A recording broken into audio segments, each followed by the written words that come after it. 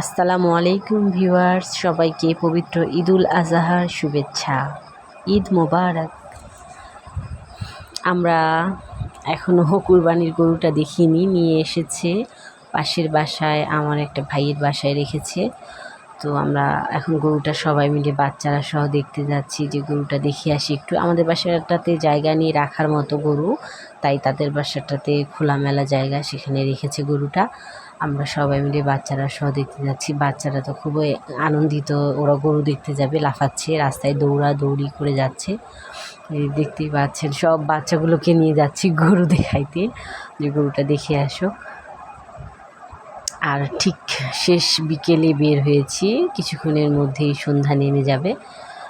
সবাই বাচ্চাগুলো সহ গরুটা দেখতে যাচ্ছি, আমাদের কুরবানির গরুটা।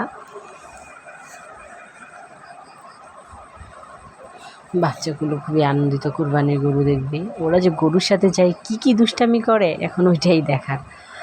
যা এরা দুষ্ট, সারাক্ষণ শুধু দুষ্টামি করে। বিশেষ করে আমার ছেলে মেয়ে দুইটা, ওরা তো দুইজনে প্রচুর দুষ্টামি করে। চলে এসেছি আমরা গরুটার কাছে, ওরা তো এসে আগে চলে গেছে গরুটার কাছে।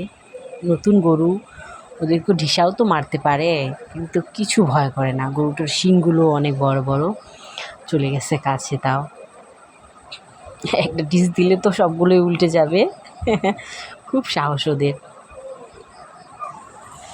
সুন্দর লাল রঙের গরু, দেখো মাশাআল্লাহ, গরুটা অনেক দেখতে সুন্দর, অনেক হেলদি, স্বাস্থ্য শরীরের গরুটা। দেখে বোঝা যাচ্ছে গরুটা দেখতেও লাল কালার, খুব সুন্দর। কে কে খাওয়াবে গরুটাকে? কাছে যাও না, আবার ঢিসা দিবে। তোমরা তো দেখতে আস্তে আস্তে রাত করে ফেললা, ওই জন্য।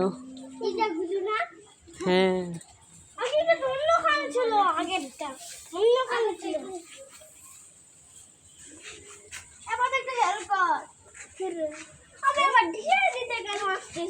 ঢিসাই নিতে আসতেছে, ওকে বললো তোমাদেরকে ঢিসাই নিতে আসতেছে। মুনতাহা, দেখছো গরুটা? দেখছো সুন্দর করতেছে গরুটা। ওইটা বাসায় যার একটা ছোট ছেলে থাকে না, হ্যাঁ, ও একদিন আসে আর এদিকে যায়।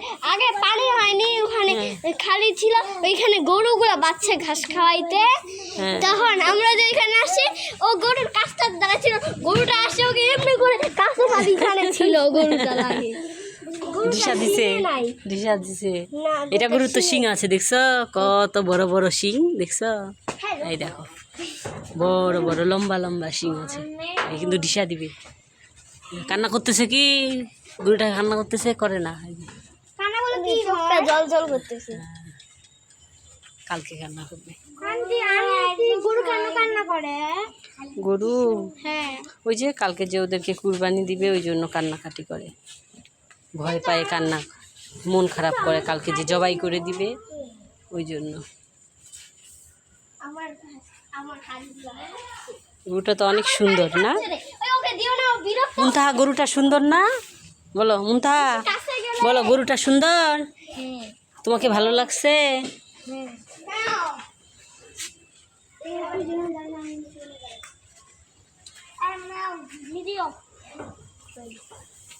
লাল গরুটা জানা নাকি রে বেটা? লাল তুই কে দেখা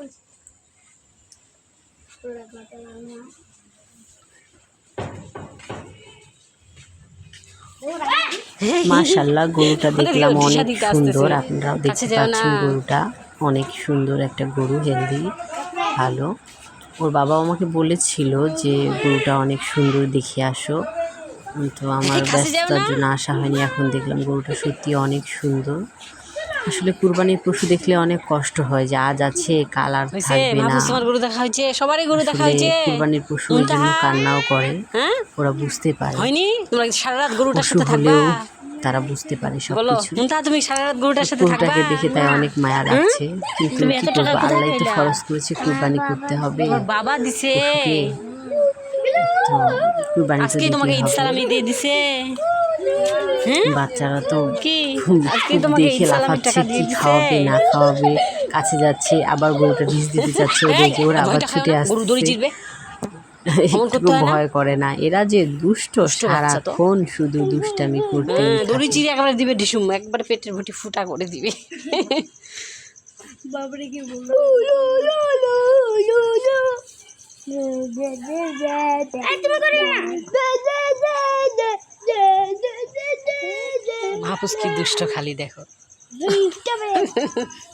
আমাদের কালু দড়ি আছে না, ওই দড়িটা বাঁধতে হবে। ওইটা তো এক মুহূর্তে চিড়ে ফেলবে, যেটা নরম ওইটা তো ওই চিড়ে ফেলে। ছাগল ছিঁড়তে পারে, ওইটা গরু ছিঁড়তে পারবে না। গরুর তো এক মুহূর্তে ছিঁড়ে ফেলবে। কালু যে ওই মোটা দড়িটা কেমনে ছিঁড়ে ফেলছিল তখন। না ছিঁড়ে ফেলছে তখন, ওকে লাগাই দিছি, বাঁধে দিছি। গরু একেবারে ও কালু ইয়ে করে ছিঁড়ে ফেলছে। মুন্থা, গরুটাকে ভালো লাগছে তোমার? চলো এখন তাহলে, হ্যাঁ? আরেকটু আর একটু কি আরেকটু সারা রাত গরুটা দেখবে নাকি তোমরা? ভাবির সাথে দেখা। গরু দেখা শেষ করে তারা বাসায় আসতে তো চাই না, জোর করে নিয়ে আসলাম। এই যে রাস্তায় আস্তে আস্তে পথে আরেকটা ভাবির বাসায় ঢুকলাম, ওখানে ওরা আবার ফুল গাছ দেখে একটু ফুল গাছ নিয়ে খেলা করলো। খেলা করে ভাবির বাসা থেকে আমরা